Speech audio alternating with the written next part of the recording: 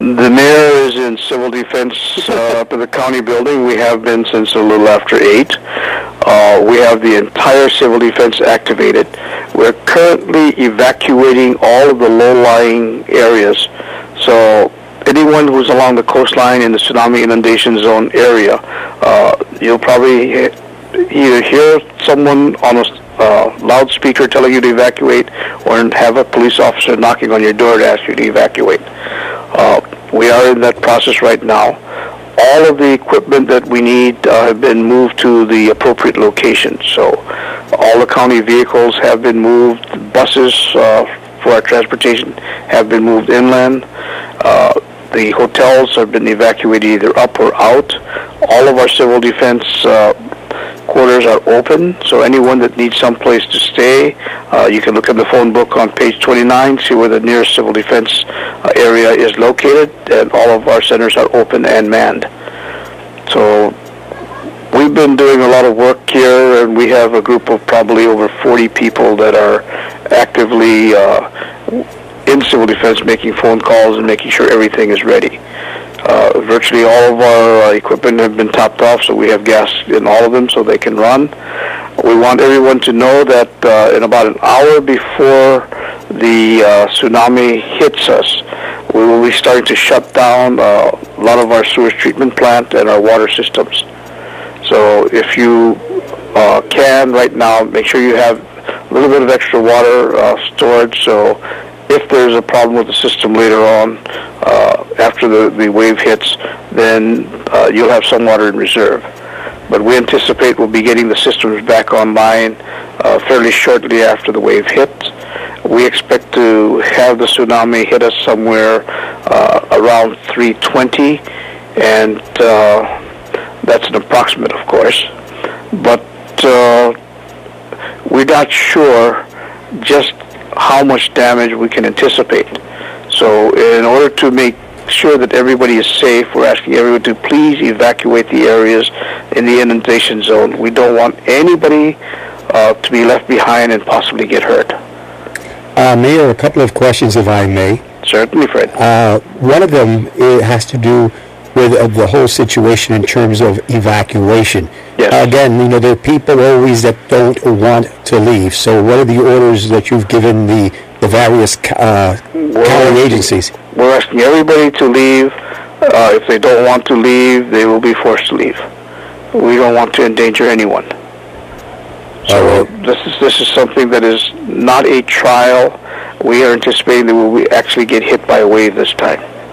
In the past, there have been times where we haven't had the wave. And if anybody is going to take that chance, this is not the time to do it, because we're anticipating that we will be hit by a wave. Now, in anticipation of getting hit by a wave, yes, and I'm not, an expert at this, and perhaps you've learned a bit more than the rest of us, or perhaps you can share that with us. Now, have they given you information, the anticipated size of the wave?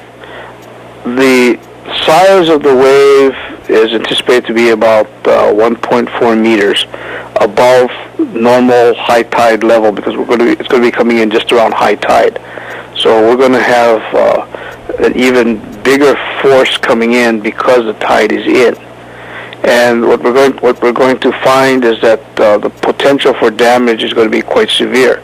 So we do not know exactly how much damage or potential that there is, but we do know that the tidal wave or tsunami is very different from a normal wave. It has staying power and has a lot more force. So the height is not as critical as the amount of force that it generates inward. Now we also know that there was more than one wave generated, so we may be seeing a series of waves coming in. So even after the first wave, it's not going to be safe, because there may be other waves that come in right in after it. Mayor, I understand that there are some systems in place to gauge as a wave like this is approaching.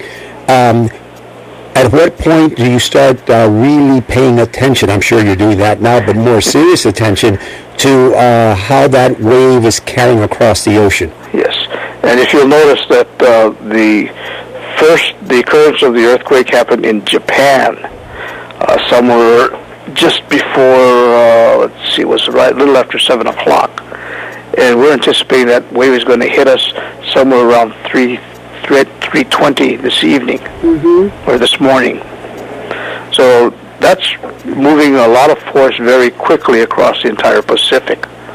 You know, at times when we've had the other tsunami alerts, we've been anticipating just dozens of hours before it would happen.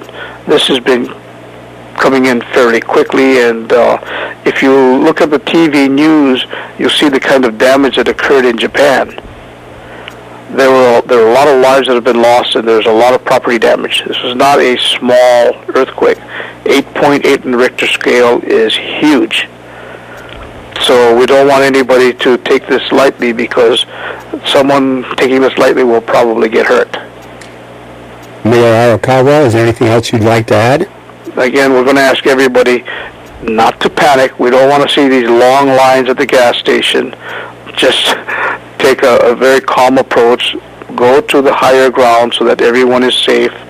Don't be stubborn and give our police department a hard time, because they are trying to help people to be safe.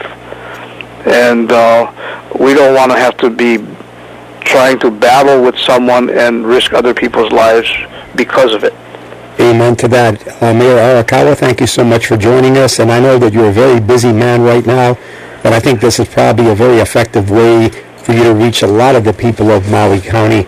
So if you, at some point later on in the evening, maybe after the 1 o'clock hour, when I think the roads are going to be closed, if there's any chance of you giving us a call, we'd really appreciate it. Well, we'll be giving you updates from time to time this evening.